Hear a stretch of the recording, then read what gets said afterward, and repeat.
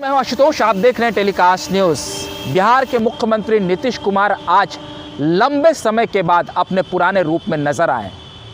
एक कार्यक्रम के उद्घाटन के मौके पर जब वो पहुंचे थे तो मीडिया कर्मियों ने उन्हें रोक कर उनसे कई सवाल दागे। मुख्यमंत्री नीतीश कुमार अपनी गाड़ी से उतरे और उन्होंने एक एक कर कई सवालों के जवाब दिए। सबसे पहले तो उन्होंने इंडिया गठबंधन पर जमकर निशाना साधा। नीतीश कुमार ने कहा कि मैं तो सबसे पहले उनके नाम के ही खिलाफ था। मैं कह रहा था कि इंडिया नाम मत रखिए, लेकिन मेरी एक नहीं सुनी गई। उसके बाद विपक्ष में कोई काम नहीं हो रहा था। उन्होंने ये बात बहुत ज़ोरदार तरीके से कहा। वो धीरे धीरे उन्होंने अपनी शुरुआत की और फिर रफ्तार पकड़ी। नीतीश कुमार ने कहा कि कोई काम नहीं हो रहा था। याद करिएगा, कोई काम नहीं, मतलब उन्होंने साफ तौर से कांग्रेस को कटघरे में लाकर खड़ा कर दिया कि एक विपक्ष के तौर पर भी कांग्रेस कोई काम नहीं करती है, न जनहित के मुद्दे को उठाती है और संगठन को संभाल कर चलने की बात तो खैर भूल ही जाइए। तो इसीलिए उन्होंने कहा कोई काम नहीं हो रहा था और सीटों का बंटवारा अभी तक नहीं हो पाया। अब चुनाव सर पर हो गई और आपसी तालमेल और समन्वय भी नहीं बिठाया जा रहा था। उन्होंने राहुल गांधी पर जोरदार हमला भी बोला। नीतीश कुमार ने कहा कि राहुल गांधी झूठ बोल रहे हैं। क्या झूठ बोल रहे हैं वो मैं आपको बताता हूं।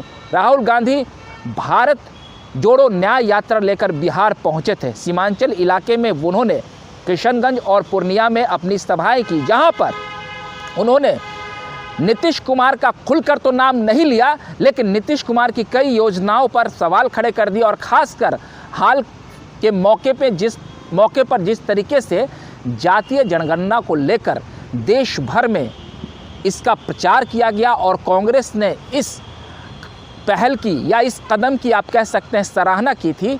और कई कांग्रेस शासित राज्यों में भी, खासकर आपने देखा होगा कि राजस्थान के चुनाव में भी इसका असर दिखा था।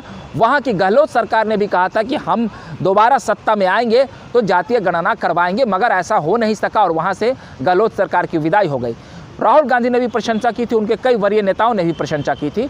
तो इस मुद्दे को भुनाने की कोशिश कांग्रेस ने की और राहुल गांधी ने कहा कि ये हमारी पहल पर हुआ। इस पर नीतीश कुमार काफ़ी आप कह सकते हैं उत्तेजित नज़र आए और वो काफ़ी गुस्से में थे। उन्होंने कहा कि जिस वक्त हमने जातीय जनगणना कराने की सोची थी उस वक्त तो कांग्रेस पार्टी बिहार में विपक्ष में थी और हमने कई दलों को बुलाया था और सर्वदलीय बैठक की थी। फिर वो वहीं नहीं रुके, उन्होंने अपने राजनीति के धूर विरोधी राजद और लालू परिवार पर जमकर कई निशाने साधे। आप जानते हैं नीतीश कुमार की राजनीति जो है वो राजद विरोध पर टिकी रही है। हालांकि ये बात और है कि बीते कुछ दिनों पहले उनसे लालू परिवार से और राजद से नीतीश कुमार की पार्टी जदयू का एक नाता जुड़ गया था और वो सरकार चला रहे थे। लेकिन नीतीश कुमार फिर अपने रंग में नजर आए और उन्होंने कहा कि यहाँ पर कोई काम नहीं होता था। पहले क्या परिस्थिति थी, क्या स्थिति थी, लोग शाम के बाद घरों से निकल नहीं पाते थे। ये बात शायद तेजस्वी प्रसाद यादव को पता नहीं होगी क्योंकि वो काफ़ी बच्चे थे और उन्होंने एक एक कर रोजगार के मुद्दे पर भी राजद को घेरा और तेजस्वी प्रसाद यादव को जोरदार जवाब दिया। नीतीश कुमार ने कहा कि 7 निश्चय पार्ट 2 के तहत ही ये बहालियां की जा रही है और जो हमारे शासनकाल में हुआ, हमारे शासनकाल में इतनी बड़ी बड़ी बिल्डिंगें और भव्य इमारत तनकर खड़ी हो गई है और हमारी सूझबूझ और हमारी सोच की वजह से ही आज बिहार सरपट विकास की पट्टी पर दौड़ रहा है और बिहार में जिस तरीके से विकास के नए आयाम गढ़े जा रहे हैं वो हमारी देर है। तो नीतीश कुमार ने पूरे तरीके से लालू परिवार पर और तेजस्वी प्रसाद यादव पर जमकर कई हमले बोले। उन्होंने यहाँ तक कह दिया कि उनके शासनकाल में बिहार में व्यवस्थाएं ठीक नहीं थी और उनके शासनकाल में कोई विकास का कार्य नहीं हुआ है। बहरहाल आपको हमारा ये वीडियो अच्छा लगा हो तो कृपया कर आप हमारे वीडियो को प्यार दे दें। अगली बार हम फिर नए वीडियो के साथ हाजिर रहेंगे, तब तक के लिए आप हमें इजाज़त दीजिए। धन्यवाद।